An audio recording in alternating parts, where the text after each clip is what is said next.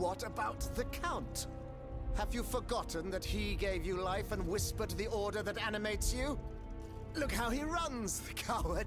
Do you understand what he has in mind? La pauvre enfant, sleeping so sweetly. She won't be dreaming for long now.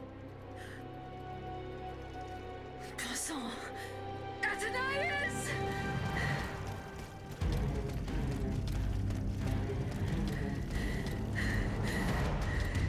Don't move! The time has come to set you free, Aegis. This whore's soul has poisoned your cogs for too long. Adieu, sad puppet. No!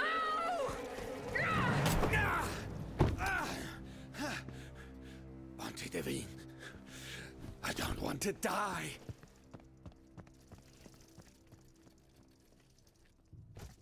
Athenais.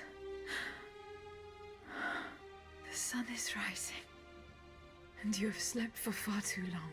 The beauty of this world longs for you, just as you long for its light. For you are like the flowers that open in the morning. I know you, mon ami. We loved each other. Vous en souvient-il? You gave me your heart. So please, let me give you mine today. Vivez heureuse, Athenais. For it is happily that I leave this world.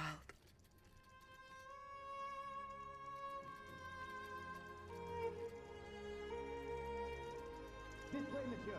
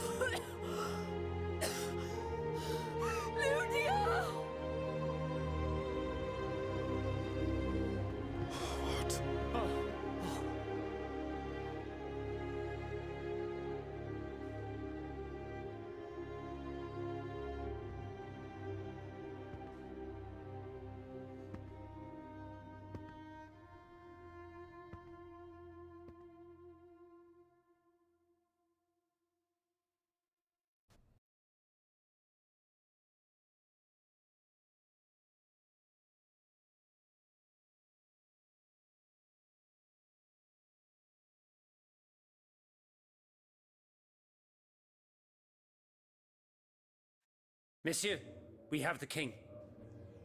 It is now up to us to wield his scepter. In this trying time, crucial decisions must be made without delay. First and foremost, we must take back Paris. And how do we do that, mon Dieu? There are automats everywhere, and they are constantly regenerated by their crimes. We have the king. Cagliostro has fled, but he is leaving a trail of blood. I doubt he will survive his injuries. As a result, the automats are left to their own devices, with no one to give them orders and no reinforcements. And since I'm sure that Parisians will no longer venture out into the streets, the machines will soon have no more souls to harvest. Sooner or later, they will no longer be able to move and, par la grâce de Dieu, will become inanimate objects again. It's a matter of days, weeks at most. Mais ensuite, once peace has been restored, what of the kingdom? This is indeed a crucial issue.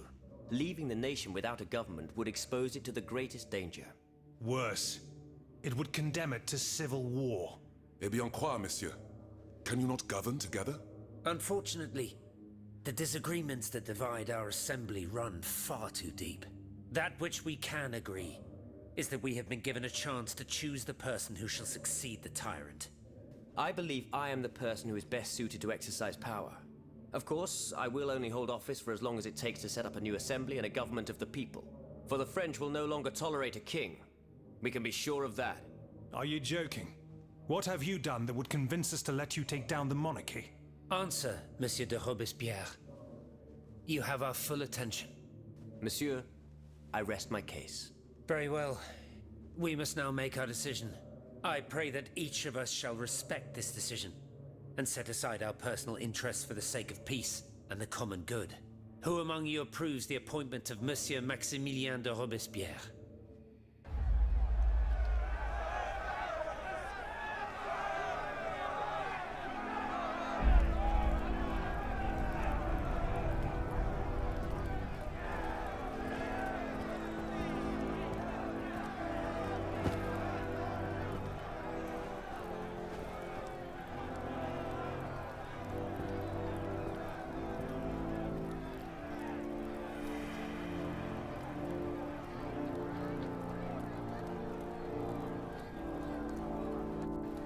The National Convention welcomes Citoyen Robespierre, Consul of the Republic.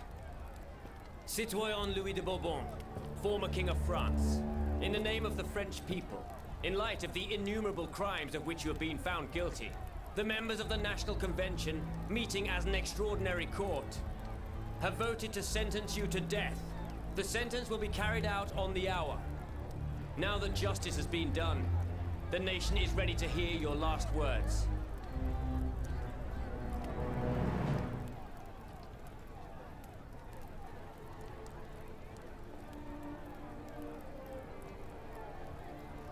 My loyal subject, since you must lead a lamb to the altar, since you must offer a sacrifice to this new France that you intend to found, I will be that sacrifice.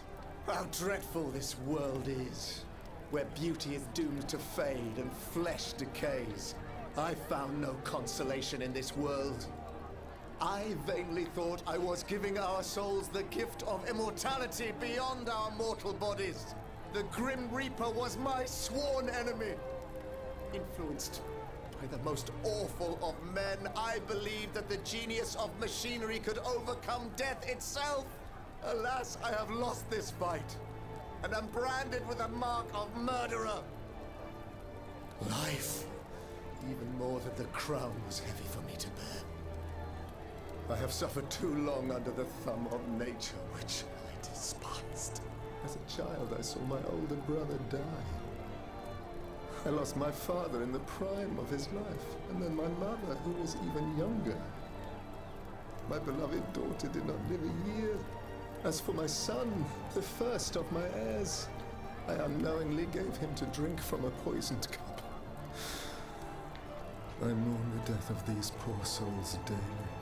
My death will not unite us, of this I am certain.